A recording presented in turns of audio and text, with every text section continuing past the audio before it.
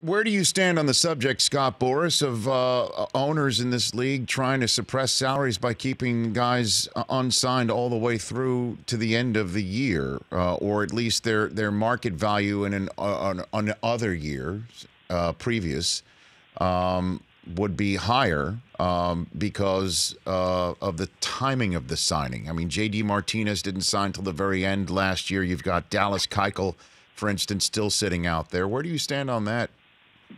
Well, I think it's definitely injurious to the game. It's the reserve system, which they now enjoy, I think will be clearly examined at length, because the benefits that players provide in a collective bargaining agreement, and that are giving 6 years of control to to clubs, and really that turns to 7 years the way they manipulate it.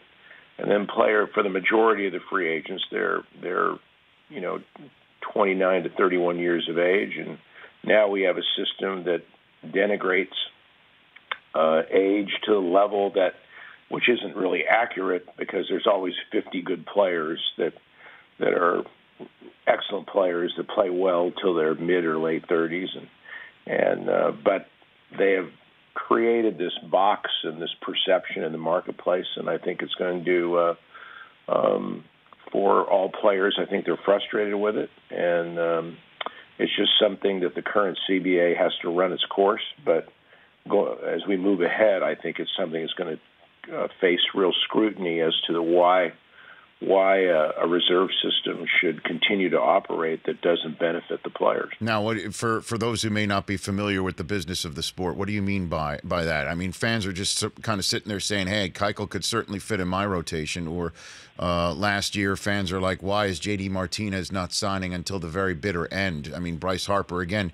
didn't sign until baseball games were being played in exhibition play, Scott. So can you put that into layman's terms here? Yeah, no, essentially that you have to have a team's bid on the players, and the team simply, because of the process now where they're trying to make trades, and for the 60 days of November and December, they work on their arbitration process to take care of those players they have under reserve on their contracts through January, and really the bidding process where clubs are I was in Bryce's situation. I met with 6 or 7 new teams in February to discuss his contract, and none of those teams came forward in November or December or January.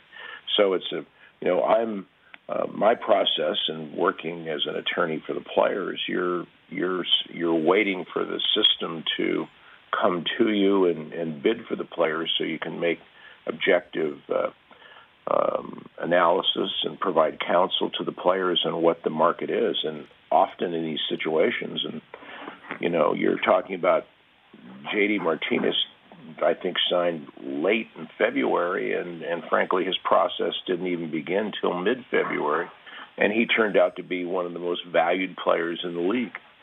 So it's not about talent, Rich. It's really about the process and what teams are doing to try to mitigate investing in substantial free agent valued players. Well, I mean, and you just point out that maybe clubs could say, hey, November and December, the way things are set, that's our time to do X, Y, and Z, not sign free agents.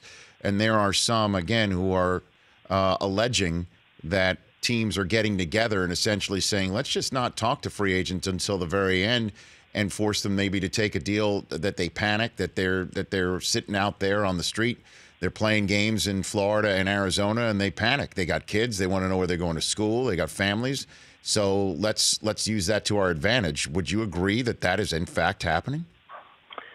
Well, certainly we're seeing a radical change in the last 2 off seasons from how business was done in the past and how it's done currently as this current CBA unfolds.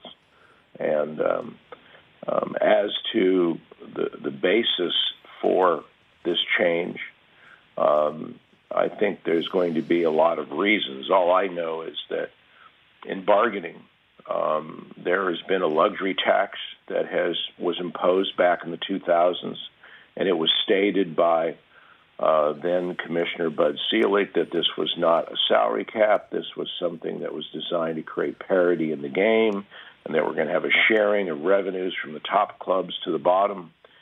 And what has occurred is that back in that era, we had one team that lost 95 or more games, and we had one team that won 95 or more games. Well, in 2018, I think we had 8 teams that won, that lost more than 95 games, and we've had close to 6 teams now winning over 95 games. So what that means is that there are a lot of teams that have chosen just not to compete, and that may be as many as 8 to 10 a year.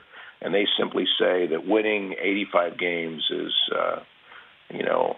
not something that benefits us, and therefore we're going to cut back our salary, our investment in players by 50, 60 million a year. We'll pocket those resources, and then they tell the fans that this is the reason we do this is because we want to get high draft picks, and that's going to allow us to retool and win more often. And with this non-competitive cancer we have going on and a luxury tax system at the top that prevents teams from really investing in a lot of players, it creates a vice that I think we have to eradicate in bargaining. The Rich Eisen Show, weekdays at noon Eastern on Audience.